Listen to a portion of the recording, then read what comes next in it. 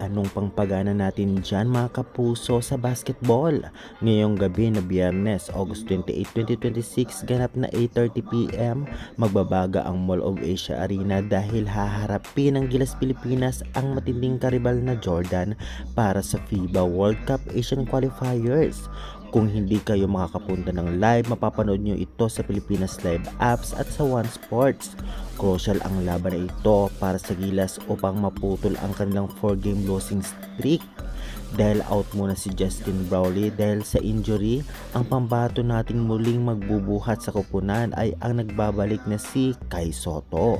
Asahan natin ang kanyang bagsik sa ilalim kasama si John Mar Pajardo, pero hindi ito magiging madali dahil wala man si Hollis Jefferson. Ang bagong import ng Jordan na kailangan nating bantayan ng gusto ay si Justin Harris.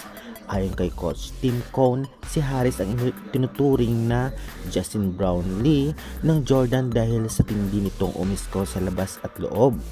Para makuha natin ang matamis na panalo, kailangan nating limitahan si Harris at dominahin ang rebounds gamit ang ating Twin Towers.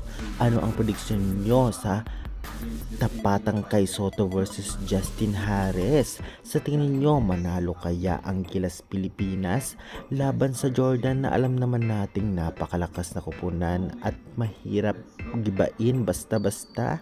Kung ganun pa man ay i-comment ang inyong hula sa ibaba, i-like ang video na ito at mag-subscribe para sa ating post-game analysis laban sa Pilipinas.